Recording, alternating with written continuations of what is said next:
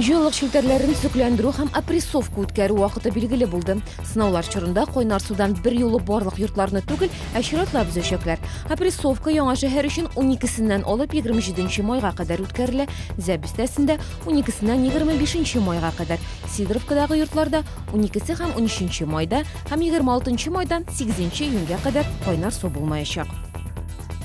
Республиканың авыл хуҗалыгы һәм азык-төлек министрлыгы конкурс игълан итте. Үзләренең фермер хуҗалыкларын булдырырга теләүчеләр дәүләттән ярдәм алырга мөмкин. Моның өчен бизнес проектын әзерләп, аны уңышлы якларга кирәк. Конкурска документлар һәм гаризалар 21 майга кадәр кабул ителә.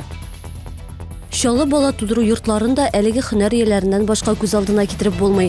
Әйтик, Кама балалар медицина үзәгенең перинаталь бүлегендә бүген 82 акушер эшли. Алар арасында 15 еллык эш стажы булган Наталья Агафонова да бар. Шәһәрдәшебез республика бәйгесендә катнашып җиңү яулады. Һөнәри бәйрәмнәрендә ул башка хезмәттәшләре кебек үк эш урынында каршылый. Кама балалар медицина үзәгендә эшләүче әлеге игелекле һөнәр ияләре хезмәте турында тулырак Ләйсән Ханова білде.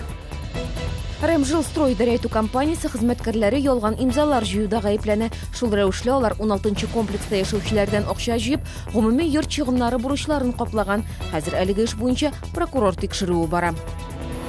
Бу һәм башка хәбәрләр турында тулырак яңалыкларның кичке чыгарылышында карый аласыз. Ул 19 сәгать 15 минутта эфирга чыга.